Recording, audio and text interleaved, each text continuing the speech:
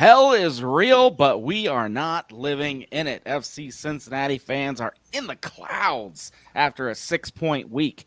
If you listened to this very show last week, I had my doubts on the perfect six. The other co-hosts, though, they had that confidence. And so does FC Cincinnati, which took charge this weekend and closed it out when the Crew came streaking back.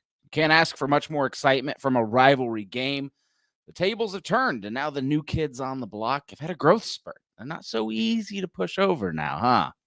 In all seriousness, I think this does spice it up a level for the next Hell is Real, makes these matches coming down the pike a little bit better than they used to be.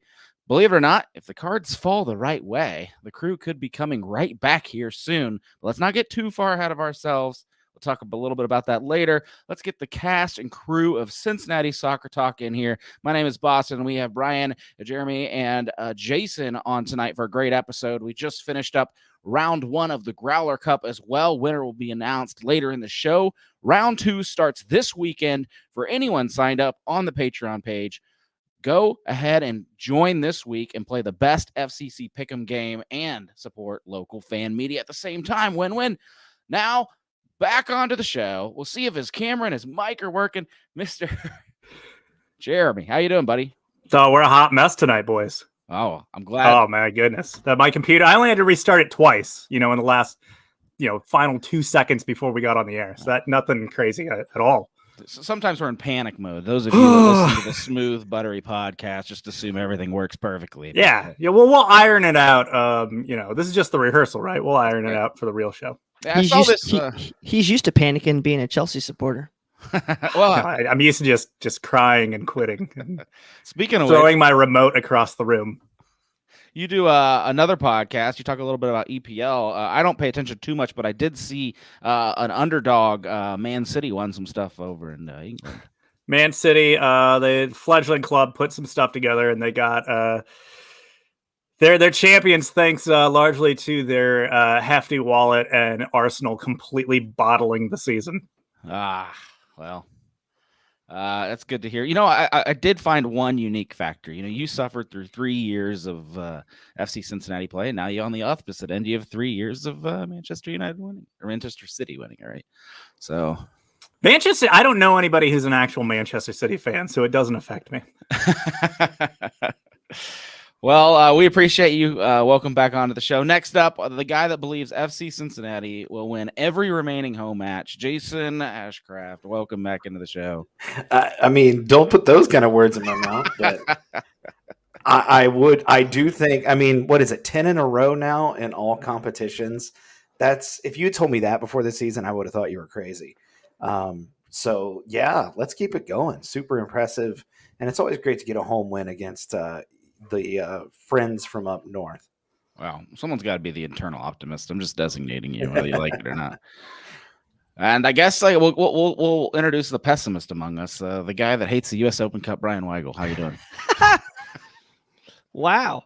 No, glad to be back here. I just I was going to warn you before you took that shot there about be careful what you say, because I snagged a bunch of that orange safety guarding from TQL Stadium this weekend to Penn and all those. I don't know even what the tournament is. All those crazies from Columbus. So I did get to see several of them at Kings Island on Sunday morning, and I did not hesitate to rub it in their face. So very happy. Enjoying the luxuries that our city offers, I see. Yeah. Yeah, I heard there was a lot of Yankee and Crew fans at the zoo and at KI this weekend. So sounds fun. Yeah, it was probably the only fun they had all weekend. So, hey. Well, that's true. It wasn't exactly a loving experience at TQL Stadium for the away side. Maybe a glimmer of hope there for a moment, and then immediately crushed. As you all know by now, though, Apollo Home is our premium home service provider in Cincinnati, as well as an awesome sponsor of Cincinnati Soccer Talk. They pride themselves on awesome customer service, expert technicians, and 7-day-a-week service. Next time you need help with plumbing, electrical work, or HVAC service, give them a call. You can always schedule a service visit online at apollohome.com or over on our website. Just click that top banner. All right, we're going to dive in. Best and worst. You have 2 3-point games to choose from. Just the spoils around you guys. I envy you guys with your best and worst here. You get to go before me. The whole world is your oyster. We'll start with you, Bryan. Well, the perk of writing the rundown is I get first dibs on all this too. So I kind of say this, my best of the week, there's always a tale of which Lucho you're going to get. You have the Lucho that tries stuff and sometimes pull it off, pulls a rabbit out of his hat. Sometimes the other Lucho disappears from the game, but I like the Lucho we had this week, and I'm going to call him Sticky Foot Lucho because you can tell at 5 minutes into the game when he's pulling off his first or second trick around a guy, and that ball just is a magnet to him. We had that midweek versus Montreal, 3-0. And then this weekend versus Columbus, and you just knew right away that we have that Lucho in the arsenal, and that just has to make you feel great for this season so far that he's kind of coming into form. Also, who's coming into form? His agent. He needs to be on the phone with Chris Albright, demanding more cash after the result. I mean, he's shown the $4 million man, Lucas Zelleran, who the real number 10 is in Ohio. So great for Lucho. Love Sticky Foot Lucho. Worst, as much as I love the three points, I hate midweek games during rivalry week because you want your guys rested up. You want the best out of your team. And we had to sacrifice a little bit versus Montreal, but overall, I think MLS does need to do a little bit different there. And I really can't pick a worst against my boys this week. We won 2 games, 6-point week. Let's go. Kings of Ohio. Oh man, Sticky! You know what that reminds me of? Wasn't there like a thing last week with the Reds player, like somebody on the opposing team had like sticky bat or something. Every time he said that, sticky hands. The pitchers had sticky hands. Yeah, and so I was thinking like maybe we should check Lucha's shoes. Knock that off, Boston. Knock that off. Well, when I was watching the match, I kind of wish that we had that drop that Joni used to have on KLR, the styling on him. Yes. Because there were several times Lucho was just straight up styling on him. I thought, man, that'd be a great drop for us to kind of, take from them. That show doesn't exist anymore. We can steal it. Yeah. Well, I was Jonas, send us the drop. He might. I was hanging out with him before the match. He sits like 4 rows in front of me now. Oh. And so maybe I can get him to shoot me over his old drops, and we'll have fun with it. I think I saw him and his wife as we were walking in. He saw me struggling with the 3 kids. Got to say hi. And so it's good to see a friendly face. All right, we'll go next to Jer, best and worst. My best was I got to take in the match with Jason. Jason came with me. He was my +1 on the evening, using the company tickets, and we had a good time. It was good to just kind of hang out with someone from the podcast and watch what ended up being an amazing game. Wait, you don't have to take your kids to the games that you attend? I don't take my kids to the games I attend because I want to enjoy the games I attend. I need a new agent or something here, pal. You guys just have it. I mean, they're company tickets, right? Your season tickets are company tickets, so you can't just take anybody, good right? Idea. See, you got it. You'll figure it out. Clients, friends we can just say our clients. We're gonna make Jason sign up for your business now. Get him play some games. We'll get him out there. Gotham. His knee will be back on the men's right away. I'll just be like a stationary person that you can pass the ball to.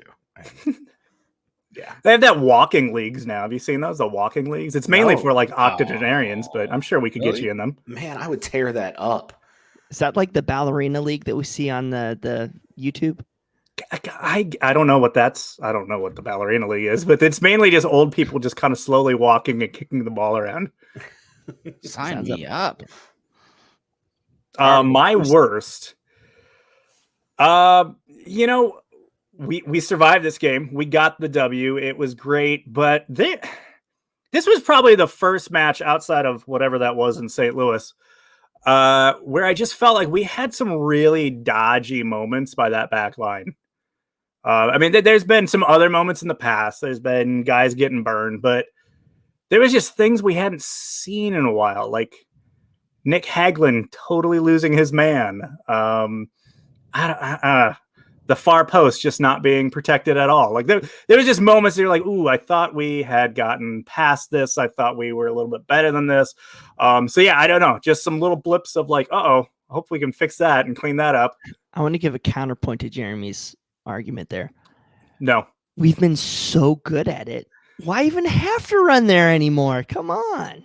Sure. But seriously, it's indicative. I mean, our guys have been so lights out defensively, and you saw once or twice in the Montreal match too that the ball kind of just somehow squirted in that middle of the penalty area. So yeah, it's that little like foot and a half gap. I mean, you just think of the 2 goals they gave up, especially that second one where it was just like, ugh. How did we not, like, we have 2 guys standing right there and you let them just run right through you? Well, we have a lot of best and worst coming in the chat.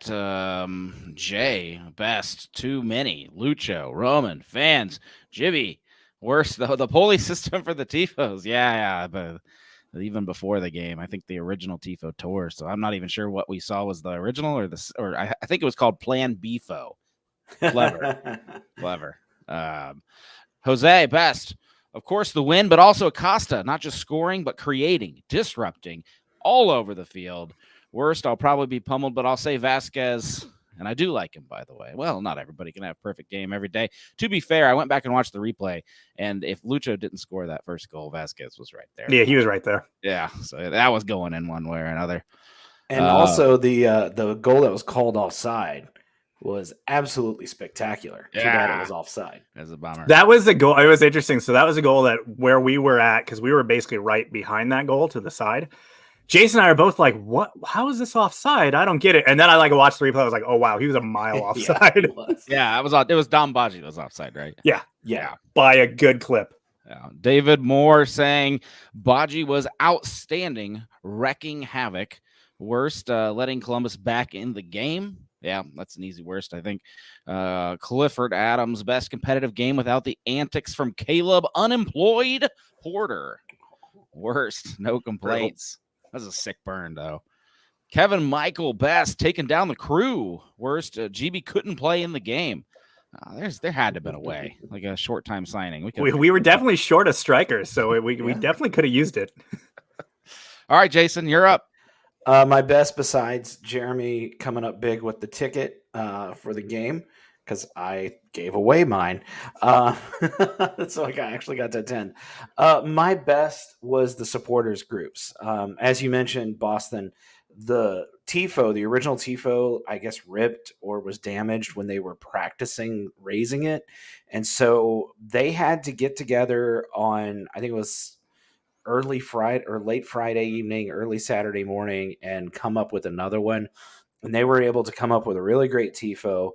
And the Bailey just brought it the entire match. I mean, I think it was Jeremy Miller's tweets going viral with the clip of the Bailey doing the sha-la-la tweet or chant. It was absolutely amazing atmosphere, and they really brought it. I could not hear Columbus fans that much, and we were literally sitting right below them. So good job by all the supporters groups, everyone involved. The worst, and this is kind of dumb, but whatever.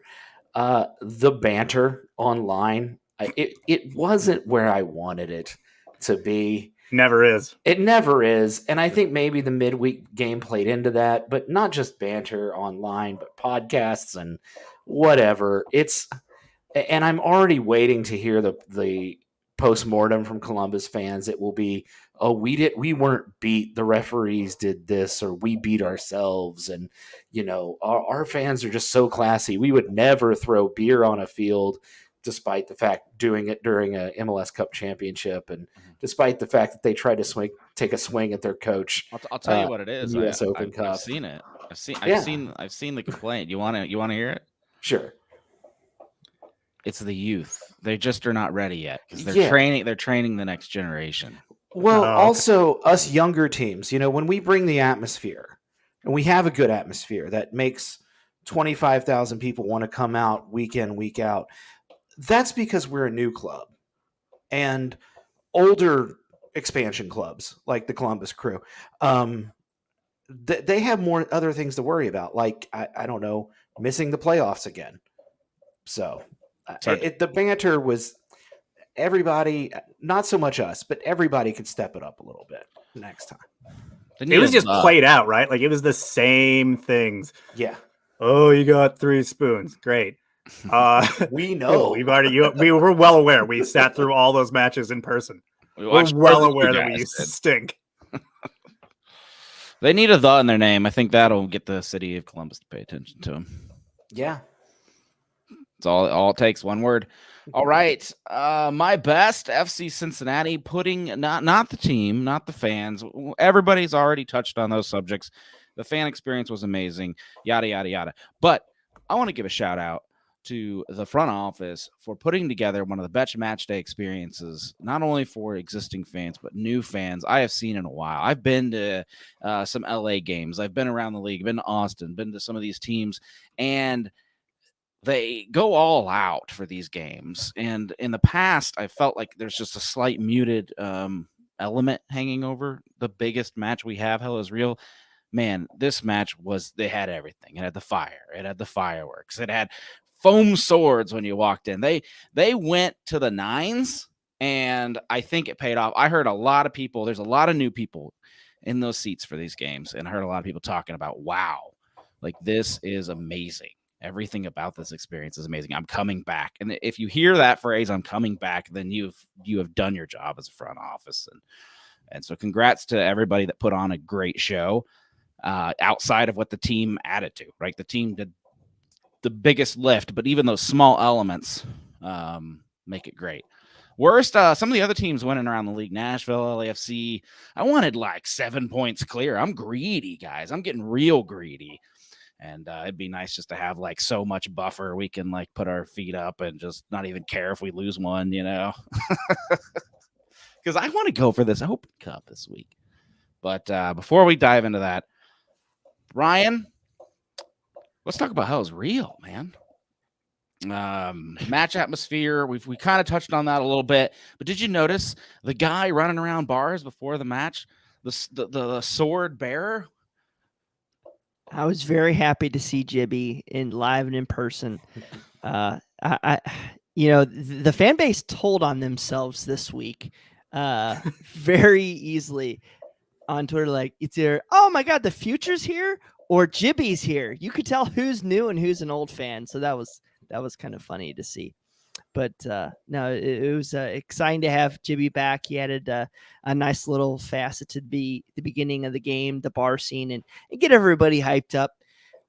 It's still pretty special that 6 years later that we all still are very fond of him and what he did in his one season here. So love seeing it, and we're pretty solid when he's on the field or when we play Columbus. I'll always remember, the 4 goals he had against St. Louis, that match. He embraced the whole thing though. Like, he's going around everywhere. What he did with the sword and how he was really he was living up that moment. Like, he was really letting it breathe, letting it happen. And good for him. Like, it was just really good that he was able to do that. I think the coolest thing is, like, we haven't seen him, right? Like, since the day he left Cincinnati. Some people have even been like, where is GB Fall? Like, what happened to that guy? He just disappeared. He vanished. He went overseas and played for a little bit. Now I think he coaches in Africa. So, totally, Mr. Lance has disappeared in the screen. He had to take a toy away from the dog, I think. Oh, is that what that was? That's hilarious. That was hilarious. But we're just commenting about whatever. Hi, boys. My dog was eating an empty Nutella bottle. But don't worry, just keep going with the show. I think was barking a minute ago. So don't Jeremy's dog is finally reaching Coach Cat level status and Jason Killer Frog level status. So proud of him. That's great. So when I silently chatted, who's tapping? Is that your dog? It was my dog going ow, ow, ow, ow, ow, on a piece of plastic. Oh man, that's great. Freaking Winnie. She's the worst. Nutritious. All right. I think this game has a lot of people you can pick out and say they had a great game. I mean, from the obvious to the not so obvious. Who performed for you? We'll start with you, Jason. I would say Dom Baji. It was really his coming out game. He had a pretty good start last year, I thought, and then he kind of tapered off as Brenner and Vasquez got into their role a little better. This year, he hadn't really gotten off to a very good start, but this game, he was all over the place. Just full send on that assist on the first goal, wound up going over the advertising boards, and then he got the penalty as well. I mean, the dude played very well, and I think going in, I was a little worried because Santos wasn't available, and Baji really stepped up and put those worries to rest. I do that too, where the lineup comes out, and if it's not it's not the starting 11, you're kind of just like, oh no. All right, Jer.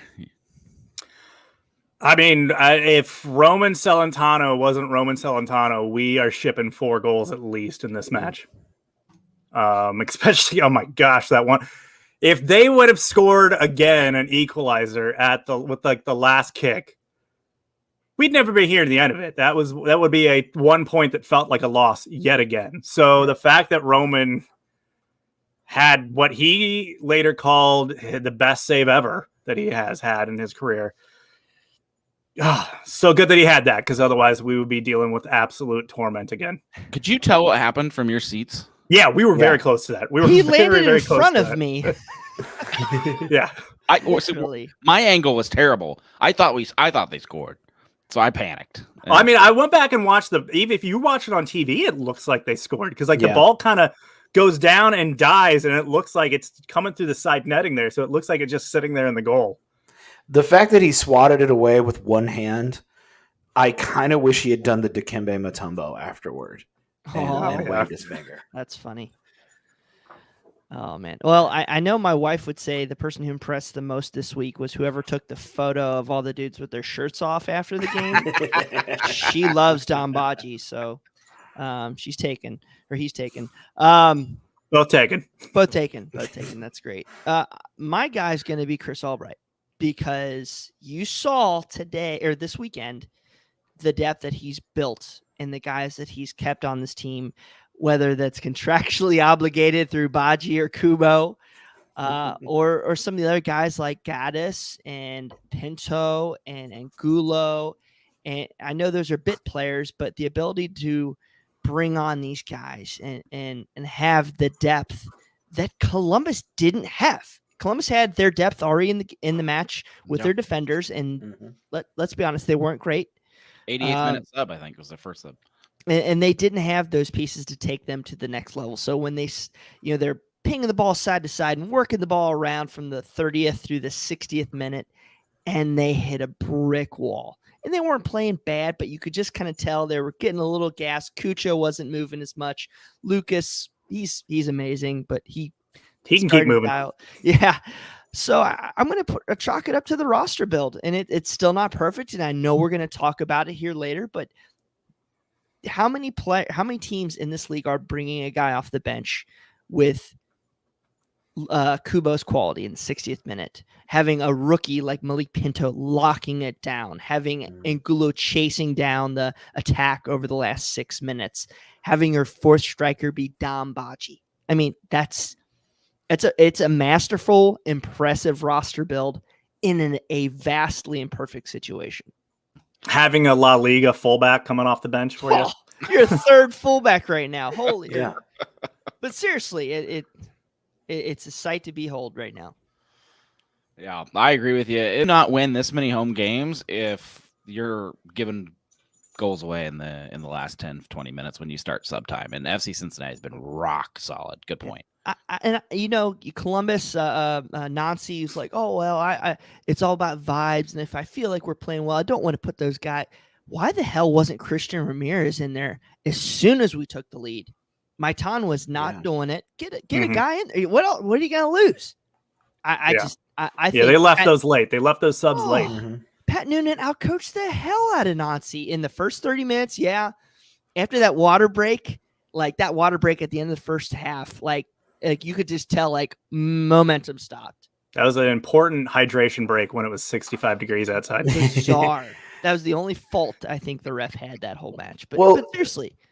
Yeah, and talking about Noonan and just the way he's been putting trust in guys this year. I mean, I would not have started Ray Gaddis in this match, but he saw something in training that was going to work out, knowing that we'd have Powell off the bench as a spark.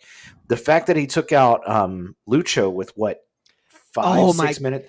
No, like 10 minutes plus. Yeah, I looked over at Jeremy. I was like, I wouldn't have done that. That was ballsy. That scared ballsy. me. Yeah, but obviously he knows what he's doing.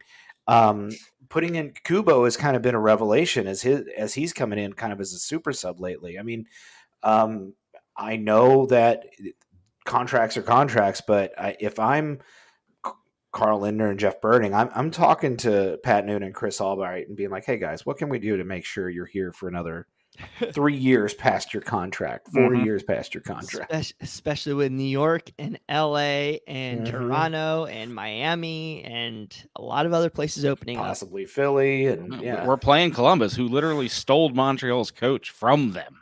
Yeah. I think there's some cash going the other way, but still. Yeah. I want $3 million in GAM for Pat Noonan.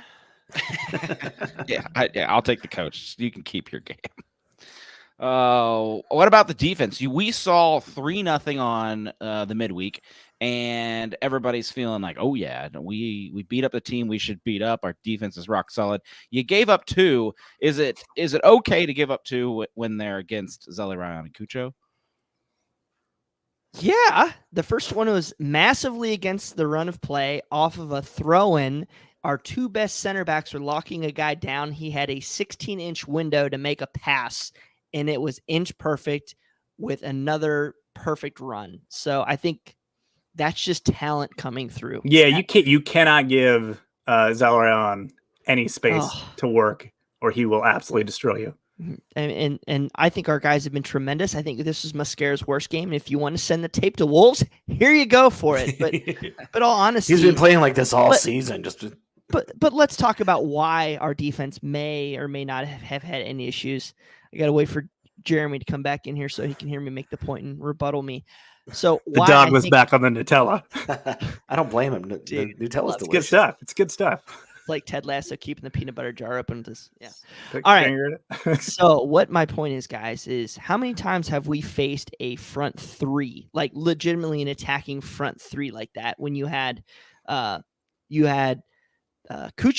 you had Maitan, you had Lucas, you had Mo Farsi running up there. So you almost have to play a 5-man back line when you play Columbus. There's so many. This is why they're pumping goals in games, because they're outnumbering the defense. So, I mean, to manage all those numbers, to manage the side-to-side play when Columbus is doing so, not getting out of shape, and the fact that, we were relying on Moreno and OB to get the ball forward. So there's a lot for those center backs to do. Look at those runs. Look at how they take 2 guys, bracket a center back, and run to each side and put a ball into one of them. And whoever got that ball first, his immediate job was to pass it to his partner, we'll call it. So, I mean, I still think 2 goals in the way they were, not really in the run of play, was very good and indicative of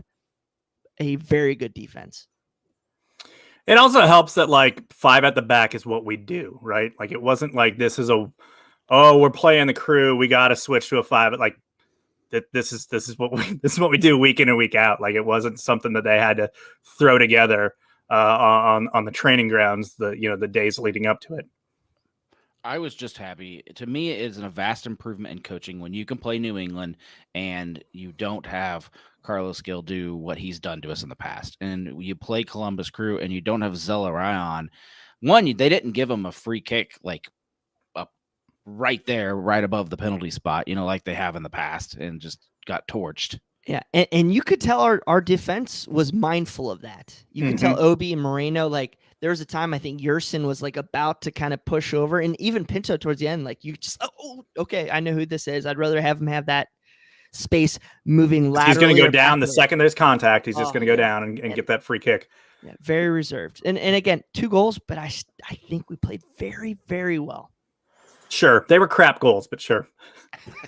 The first goal, I thought there was a little bit of a defensive hiccup, I think, on that first goal.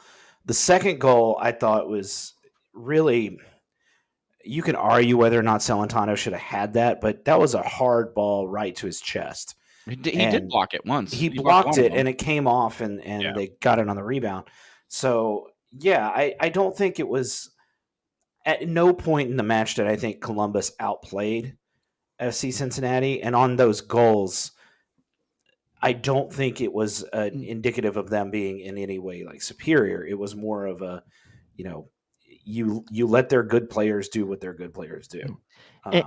Yeah, and the one thing I do kind of want to talk about is maybe not the defense, but some defenders, is our wingbacks and how many times, yes, they've made good plays, but how many times they've actually killed our offense going forward, where Ray Gaddis will get going forward and it's his limitation. There's a break like in the 65th minute or whatever. It's not his thing. It's not his thing. What right before Powell came in.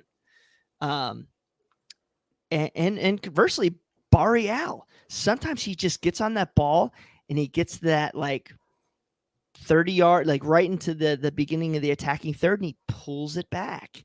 I just wish sometimes we would hammer that home a little bit more. And I'm sure they were cognizant of, I can't get too far forward. We got these attacking options, but I would have liked to have seen that push. And you saw it a little bit towards the end when Barrial and Vasquez were trying to play give and go. That didn't come off, but it could have been a very dangerous chance. That makes me kind of wonder, all right, are we going to improve? Is Arias going to get his time yet? Like, I'm kind of wanting a little bit more. Gaddis being flat-footed again on a rebound.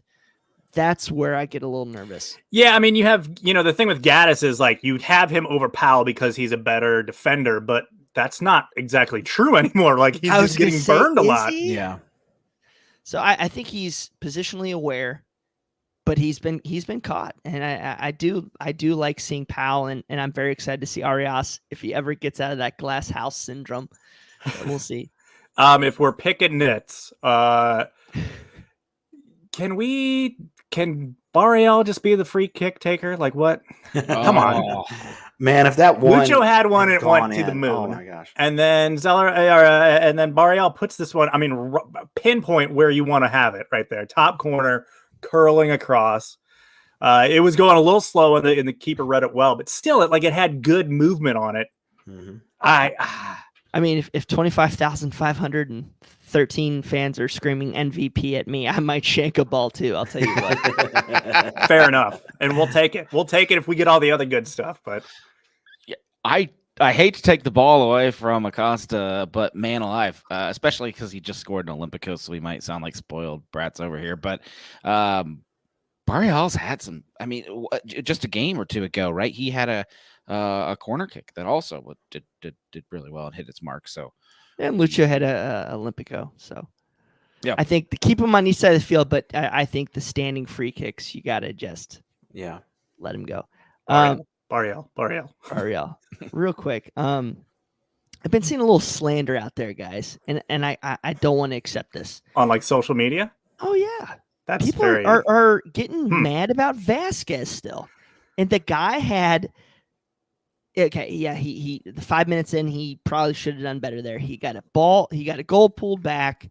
He's whipping amazing crosses to change the point of attack that Gaddis is not fast enough to react and get moving forward, but it's happening.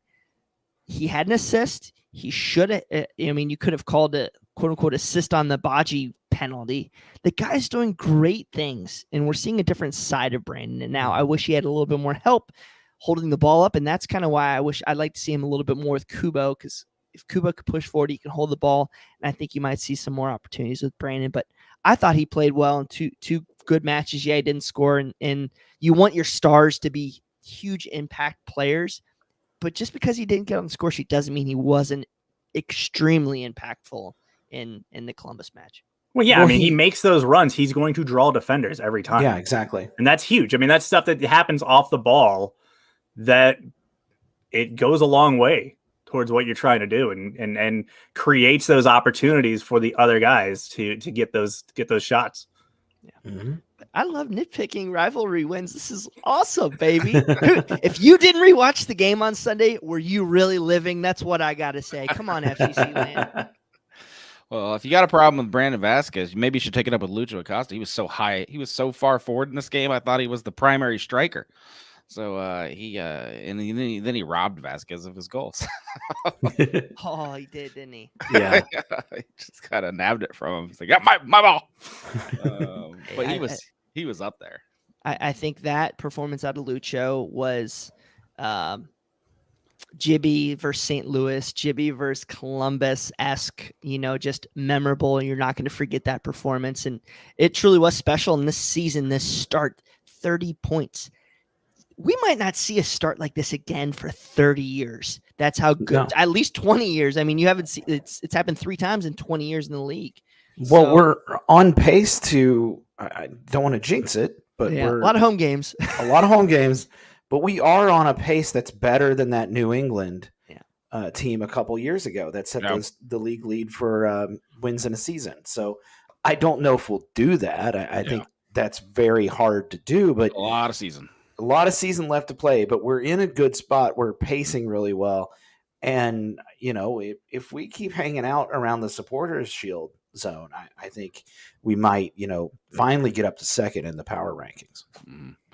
Let's real quick throw this to Nick Suberling and beyond, and then we will be right back with our next segment. Because, man, tonight's flying by because it's fun, and we'll be right back. Beyond Exercise is a locally owned physical therapy and fitness facility that helps people prevent and rehab from injuries, improve fitness and athleticism, and recover from strains of daily life. In fact, they've worked with a couple of your FCC starting 11 over the past 3 off seasons. Check out their website to see who these players are and to see the range of services they provide to keep you pain-free and moving well at GoBeyondExercise.com. Just a real quick reminder, you can mention Cincinnati Soccer Talk when scheduling an appointment, 20% off your visit. So make sure you do that when you go to Beyond Exercise. Bryan Weigel, we had a big salary dump this week. I almost forgot about it. All of a sudden, it's time that the Major League Soccer Players Association comes out with all the salaries. A big increase this year compared to what it has been. Real quick, can you touch on FC Cincinnati? Sure. I don't think there's a ton of surprises here, but let's dive down a little bit to what we saw coming in the MLSPA. So twice a year, the Players Union drops the base salary and guaranteed salary or guaranteed compensation figures for each player. That doesn't include the transfer fees that you might see on Cincinnati Soccer Talk's salary budget breakdown, which gives you a more realistic outlook of the complete salary budget. But you can see, if you're watching this live on TV or on YouTube, Facebook, Twitter, what all of our comp are for all of our players. Not a surprise. Brenner, 2.2 million guaranteed comp. Acosta just under that, 2.166. I think that means Brenner right now is towards like 25th in the league, where Acosta's 28th. Another thing, if I'm Lucho, I call my agent and say, I want Lucas's 3.2, 3.8 guaranteed comp deal plus an additional 10%. So, hey, Lucho, I'd be happy to negotiate for you. But overall, I think there's a couple surprises in here. We knew, Obi's at that DP compensation, but he's only at like 1.2, 1.3 million guaranteed comp. So in a year or two, whenever that transfer fee comes off the books, he's going to be a very affordable figure if we still have him in Cincinnati as a TAM player. Matt Miazga's at the 1.5, so that's that TAM low DP figure. Vasquez broke the 7-figure mark, well deserved at 1 million. Mascara 650,000, but I think the biggest surprise I saw was Santi Arias is $611,000. So we'll see what the glass house brings, but I think he's got a lot to prove for that figure. But guys, did you, when you first saw the salary guide, did you have any surprises? Did you think anybody was overpaid, underpaid? I'd love a shout for Moreno at 400,000 being vastly underpaid. But what's your guys' surprises? I think fascinating thing to me is just how much money you have on a bench, especially Yes. especially when it comes to Arias and Kubo. It's like, wow. But that's the cool thing about the way Noonan's running this team. He's running it with his best 11 at any given point, or who's the best players for a particular match. And it's almost like your salary doesn't matter. I mean, Celentano's still on his rookie generation Adidas deal. Yeah, what's that deal going to look like when it's time for a re-up? He's making half of what his backup makes. The other thing is, like, I don't know if there was any like super surprises, and also like I think it's just because I love Kubo, so I'm not gonna throw shade at him. I didn't feel like there was like that. There was always that one player that like, wow, we're just lighting money on fire right now. Like when we were just paying Vermeer all that money to do absolutely nothing. Yeah, I see a couple of you guys on the chat are asking about Pinto and a couple of others. I cut it off because you can't read as much on the slides that I put up. But yeah, basically you have 18 senior level players. So everybody above Nick Hageland counts against the salary budget. Go check out CincinnatiSoccerTalk.com. Brad wrote a great piece on the breakdown and what we might be able to add going on to the summer transfer window. Of course, our salary budget breakdown gives you a educated view of what our estimated salary budget situation is going to look like. Pinto's he's just getting college credit for it, so it's an internship. Yeah. I do think that Kubo does owe the midfielder room, or at least the guys that are on the minimum roster, a very nice dinner, to say the least. Yeah, so exactly. I would love to work 25 minutes a week and get paid $1.2 million. A couple of years ago, The Athletic put out a story that said it's pretty awkward for some of the players when these drop. Like, it's not exactly a fun time. Lahoud used to say the same thing. Yeah, that's right. Maybe that's where I heard it from, Mike Lahoud.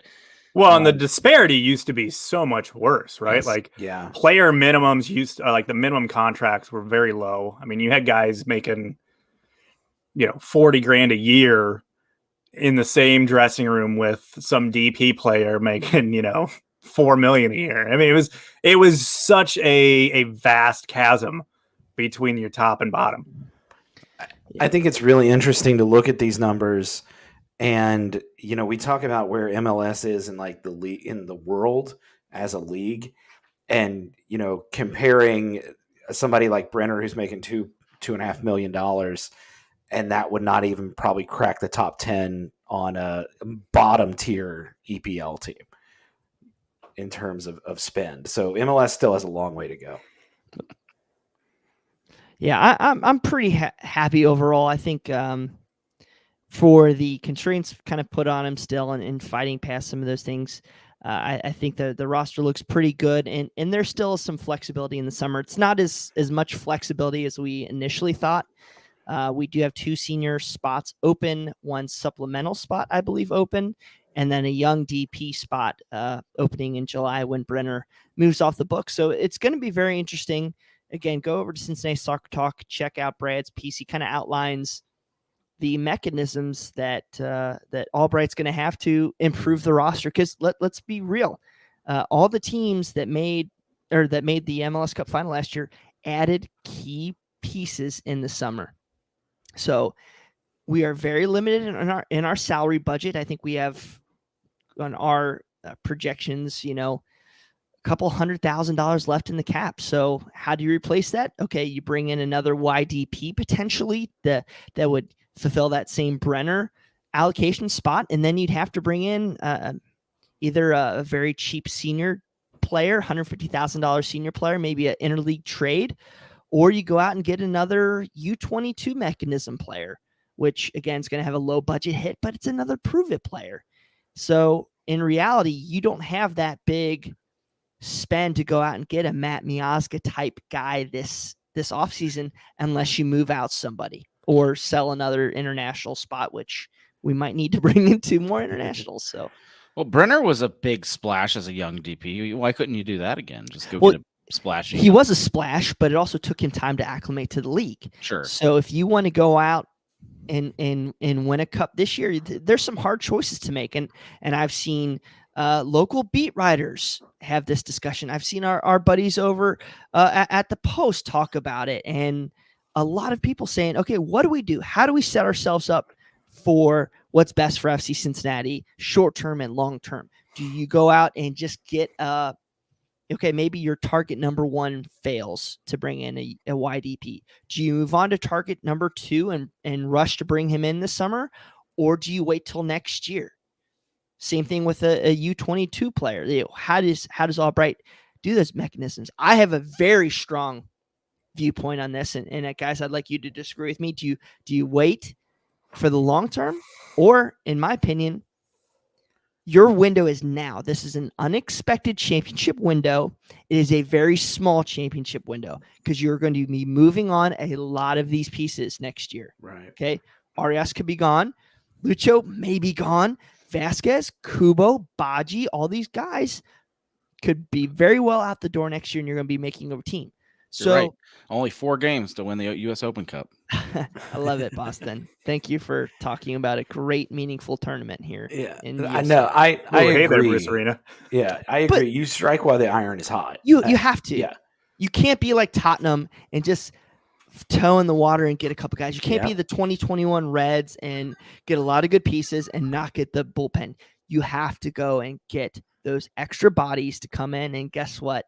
If you screw up, you screw up, but you got to go for it. You have to go for it because you're going to have 2 senior DPs you're going to be able to go out and get in the next 2 years. Either way. 100%. And I think especially you bring up that 2021 Reds, the fan base wants to see a team that is going to compete, right now. And I think most of us are thinking, hey, we've got something here. If we can get 1 or 2 pieces in to help us push for a trophy, that'd be great. I wonder, though, is there somebody on the roster that we could do that interleague trade for? You look at a guy like Alec Can. Is there a team that might need a really good goalkeeper that, maybe they have a piece that we're missing? So something like that. It's also very important to see how much cash you can open up. Trading Can is its opportunity cost. Okay. What happens if Celentano goes down? You have Evan Laurel. That Alec Can deal is only going to save you $100K when it comes to that move time. So you have to go out. Let's bring that budget tracker back up here, Boston, wherever my mouse doesn't want to work. Okay. So you have to go out and move. You have to see, we're not going to move Santos, but you got to go out and look at, really, it's Dom Baji and Kubo. Mm-hmm. Those are realistically the only 2 positions that are going to open up any significant allocation money. So, and this is the last year of Kubo's contract, isn't it? Sure, yeah. But so okay, so let's go. Let's just cut it in half at 50%. I'm sure it's different, and there's people going to be yelling at me. Okay, so Kubo's at 1.2 million guaranteed comp. Baji's at 605. Okay, so 1/3 of that's already paid. Well, that's why I'm saying 50% here when the summer transfer window comes, because you cut. Let's just, for ease of discussion, okay. So you have 600. So say you sell Kubo on. Okay, you have his salary budget spot and the allocation money. So let's say hypothetically 600, 700,000 in roster spend that you can go out and get for a future player, which is still a very quality player in Major League Soccer. Yeah. Same thing with Don Baji. You're going to have $200,000, $300,000 you can go spend.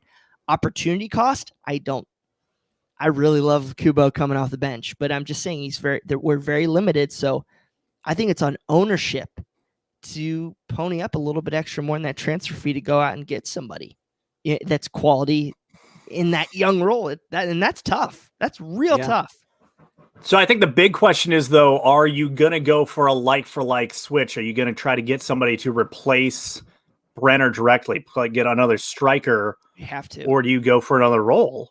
Because so the devil's advocate on the whole, let's go and get a big striker piece at the deadline in the summer is exactly what Brenner was. He was a guy that took a full season to kind of find his feet. And if you bring a guy in, what if he also has to find his feet and he's got half a season to work with and he's going to need to hit the ground running right away? And if that doesn't work, that can also just unsettle things too.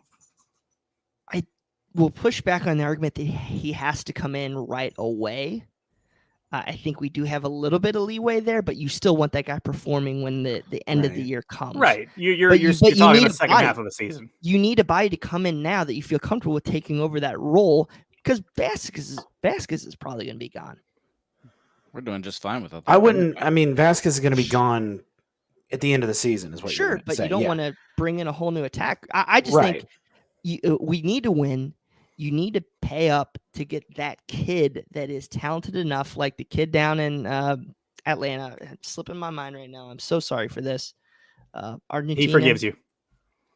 Guy who's on the World Cup roster. Come on, somebody help me out here. So yes, what I'm saying is having brain fart. pay up. We're gonna have to pay up. Let's go win the damn championship. We're kind of hamstrung, but we have the opportunity to do so, to go win it. Talking about Archimedes? Almeida, thank you, Kevin, in the chat. If I didn't have Kevin gets a gold star. Steven Jimenez. This wasn't That's the one. a family-friendly pod, I would have dropped the F-bomb so hard on you. We need to do CST after dark one of these days. Oh, man. All right. Well, real quick, we got to announce the winner. Thiago Almada, thank you. Yeah.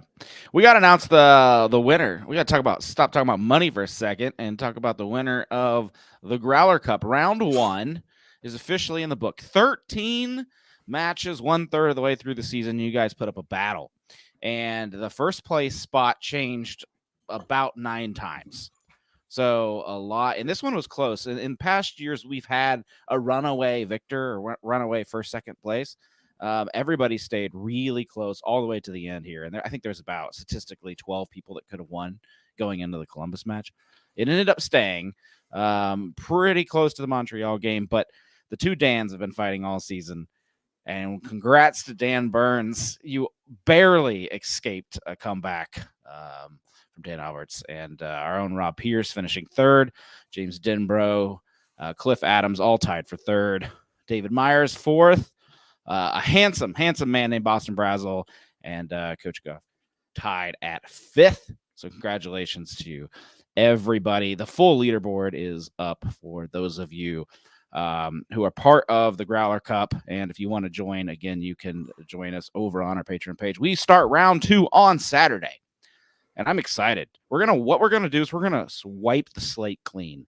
So guys like Jason and Bryan can have another shot. They've really just fell apart this year. And so what we're gonna do is open it back up so everybody can rebuild and start over from scratch. By the way, our first place winner will get this Imperial Blood Orange signed by Mitch Hildebrand and a small cash prize. We appreciate your support of Cincinnati Soccer Talk as well. You really need to How take old my is name that off beer? List. Yeah, seriously, that's an old beer. But This is a 2016 special. Do not drink. Shake it. Don't drink. Don't Shake drink that. For display purposes only. Yeah. But you seriously need to take my name off that list, because my reputation, I've literally entered it once as a joke name, and now everybody's like, whoa, Weigel stinks. I almost said a cuss word. I didn't. He Apple has made moderators. up every single week. He's just picked FCC losses every week. What killed me was picking for that long stretch where we're just winning 1-0. I kept picking 2-0, 3-0, 3-1. Should have stuck with 1-0. My big problem was forgetting to ever do it in the first place. Yeah, that's a tough one. That's a tough one. So I will put out my strategy so everybody's aware. I picked 2-1 every game because here's my thinking. It's the most common score in soccer. I think statistically or something. I read that somewhere once. And so I said, well, you know what? I'll pick an FC Cincinnati win, 2-1 every game. It's good enough for 5th place, FYI, if your team's having a great season. But somehow the Dans can do better than that. So congrats to them. I'm gonna have ChatGPT predict all my score predictions that I put in. You might win. AI might just take the crown. All right, let's give a big shout out to all of the fans that do support Cincinnati Soccer Talk. Red Lee, John Davidson, Mike Hudson, Laurel Failer, Matthew Adamczyk, Riley Stephen Burke, James Denbrough, Tom Newhouse, Brian Weigel, Brian Gills, Dan Alberts, Will Kychek, Ian Rexroad, Carl Feit, Christina Sharma, Kyle Pohl, Rupesh, Tom Beaverdorf, Jason, who is super average, John Haskell, Ryan Ernst, Mary Lou, Wes Anastasi, Rob Pierce, Clifford Adams, Thomas Steps, Pierce Johnson, Mike Parentis, David Wiederhold, Rob Gassell, Brad Weigel, Kevin Day, Paul Hedger, Jamie Smed, Alex Carnegus, David Tingler, Patrick Lahani, Mike Bowman, Brett Sova, Kevin Cooney, Joe Max, Jack Emery, Sarah Gorman, David Moore, Bob Ryan, Ryan Durkin, Bart Labita, did I get that right? Rob Triple, Joe Lore, Bill Leopold, Maureen De Moray, Jose, David Myers, John Caffardi, Olympico, Joseph of Hanger 937, Justin Blair, Kyle Phillips, Ashley Newhouse, Dan Burns, Tyle Nolan, Coach Clip, Justin Gagery, Scott Dalton, Jason Ashcraft, Jeffrey Tevitz, Andrew McCormick, and Troll. We appreciate your support of Cincinnati Soccer Talk. And now, the topic everyone has been waiting for, FC Cincinnati in the U.S. Open Cup. This is bigger than hell is real, folks. Round of 16. New York Red Bulls away. Guys, we're throwing everything we have at this. Definitely. Tomorrow. The match is tomorrow on Tuesday. Steven Jimenez, this goes out to you. I will give you $15 to go studs up and Frankie Maya tomorrow. Ooh. A bounty has been placed. 15 whopping dollars. That's a joke. Please don't ever find me. It's a joke. Is he There's even no playing way. right now? I thought No he's way been out that's worth injured. $15. There's no way that's worth $15. So you say I should offer him $5? No, I'm Went saying, too high. I'm saying you need to give the guy a lot of money if he's gonna take himself out of contention for a while. I didn't say he had to take him out of contention. I just, give him a little love tap. Oh, I mean like Frankie. Jimenez is out of contention once he gets a red card. Just give him a little love tap. I don't know. Is Frankie Maya hurt? I have no idea. I think he's been out for a while. He is out with an ankle injury. He is not expected back till June. Yeah. Well, that's good. We don't play him. He doesn't come here to get booed till October. Hopefully that ankle's healed by then. Yeah, I've got my boo voice ready. Oh. In all seriousness, though, the Red Bulls are not a great team this year. They're not terrible. I mean, they've got 16 points on the year, so they're in 11th. They were bad enough to fire a manager. They're not great. So I would fully expect us to roll out the B squad. The good news is, if you're looking at the schedule this week, you play the Red Bulls, who are not that great, and then you're going to Colorado, who also are not very good. So you've kind of got it easy, huh? And then back to New York. Then back to New York. Again. Is your biggest concern travel at that point then? Like wear and tear on the guys? Well, yeah. I mean, you're going from sea level to Colorado, back to sea level. I mean, and traveling that much, that's got to suck a little bit. But I think it's a decent section of the schedule for us to maybe pick up. At some point, the gravy train is going to stop, but I think we pick up at least 6 points. I would rather have this congestion when we're playing this group of teams versus, let's say, Seattle like last year or LA. Mm-hmm. So you got to take your battles wherever, and I feel pretty good about our chances, even with Pinto and those guys. Look at Angulo. He's got something to prove. He's lost his spot, so give him a big run out in these games, man. Like, I'm excited to see what the youngster's going to do and what he can prove. I really think he's got something to show the staff this week. In my opinion, Noonan's still going to have Acosta, Barreal, these guys ready to go. If it's the 60th minute and we need that push, it's the round of 16. It's about the time you're going to see a lot of teams take this seriously. Break glass in case of emergency. Yep. That's kind of been Acosta's role during the Open Cup is, okay, we're not playing great. Bring on the cheat code, and get the win. Did you see his interview after the game when they asked him about multiple matches in a season? So they asked they asked Don Baji because he's an MLS vet for a while. So they asked him he's like, wow, this year's crazy. I haven't seen this many matches. And then they asked Acosta, and he's like, 2 a week. I love it. It's like back home. He's like, put me in. I want to play all of them. So I think it's going to be Pat Noonan keeping Acosta off the field. But I schedule congestion is going to be an issue. But I hope we go for it. I mean, it's the easiest way to make the CONCACAF Champions League. So, plus we could also, assuming Columbus Crew gets past the Lily Ball and beats Pittsburgh, I mean, we could have another Hellas Real coming up soon. Yeah, I don't buy anything into the argument that we're not going to go for it. If you say putting Joey Apononu at center back isn't going for it, you got to throw the kid into the fire at some time. Mm-hmm. Put Ian Murphy back there and Miazga, I think we'll be fine. But I weather the storm. The guys are going to be under a bunch of pressure. But guess what? They were playing with a bunch of pressure versus Columbus, so it's kind of good to go against this Red Bull press again. I feel pretty optimistic. We played some high tempo defenses, Seattle a couple weeks ago, so. I really do like our chances. Just wish it wasn't on a Tuesday. Oh, it's rough. On around. On the plus side, you get one extra day. I think I read today they get Wednesday off, which is good for the players, and then pick it up and then get to Colorado on the weekend. Hopefully they get an extra day for that elevation change, Jason, as you mentioned. That's what I would do. All right, it's already been an hour. We had a great night. This was a great show. I appreciate you guys for coming on. Let's get your final thoughts. We will start with you, Bryan Weigel. Oh man, it's just fun, man. I'm having a great time. Loving this. It is very important, guys, that if you want this club to grow, make sure your tickets are used. Make sure to bring your friends like Jason. Get people that don't go to the games all the time. Get them involved. Get your friends. I love seeing all these. I know a bunch of people are pissed off seeing Houday purses and Bengals gear at the game on Sunday. Whatever. They're wearing orange. They're wearing orange. It's great. Get them involved. It's all Cincinnati. Hook them, man. This is don't be the snob. Don't be the soccer snob. Yeah, don't be the snob. But leave the gatekeeping to the Crew fans. but in all seriousness, I want the stadium rocking like that, and the only way we can keep the rocking like that is if we get people involved, get people excited. The Bailey's going to feed. It's just like a wave. That Bailey educates the whole stadium. By the end of that game, sha-la-la was going on the whole way around. So get people involved, encourage people. Let's keep this up, man. Fortress TQL, loved it.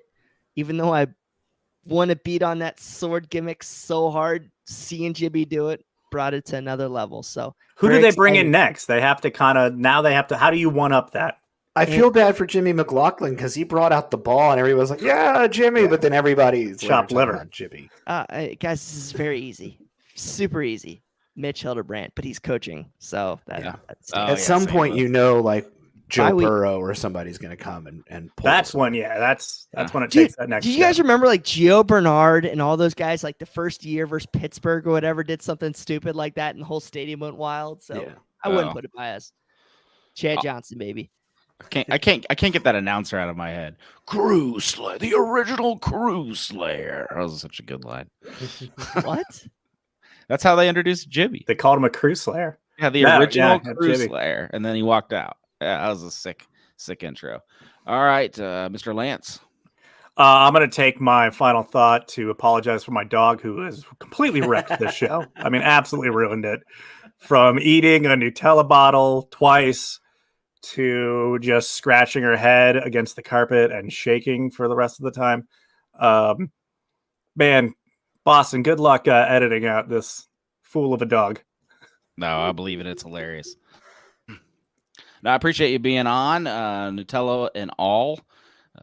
Jason, you're up, buddy. Enjoy this high while it's going on. We've got a really great team, and we got a really great thing going right now. And I just hope that when the hiccup does happen, that people don't lose their minds. And enjoy this Columbus win, enjoy the rivalry win, but there's a whole lot of season to be played. So let's make sure we get focused on the next games to come, because we've got a chance here. So yeah. Late breaking news: Brandon Vasquez has not traveled to New York for Tuesday's Open Cup match. Good. Have a great Monday night, everybody. That's fine. I saw Barrial. I saw Arias. We're getting a hint with pictures. So a lot of them are going. Who's the starting striker for FCC2? Just send them that way. It's not deep at all. I looked it up today, but yeah, it's like Jibby? Is it Ben Jibby? Sites and Jesus Castellanos. I think they both scored. Yeah, Castellanos is all right. Barrial the 10. All right. Well, we appreciate you listening. Natty SC is playing soon. TST's kicking off. There's a lot of fun stuff going on. It's a good time to be. They announced their TV rights deal. That's right. It was way bigger than I thought. Yeah, 27 matches on Peacock Championship, running on CNBC with the stock ticker on the bottom. So it'll be awesome. There's going to be Cincinnati fans down there supporting the club. I saw a tweet right as we went live. Chad Ochocinco said they're winning the whole thing. So the hype is getting real for the TST tournament. I think it's going to be bigger than a lot of people think. And it'll be fun to watch that, as well as our own FC Cincinnati. Go for the U.S. Open Cup, guys. Noonan, I'm behind you. If you want to just sacrifice Saturday's game, I will allow it. All for the glory of the cup. That's my final thought. Thank you for listening to another week of Cincinnati Soccer Talk. We're having fun. You're having fun. Let's keep it going. See ya next week. Check out all our other great shows this week and articles on the website. Peace.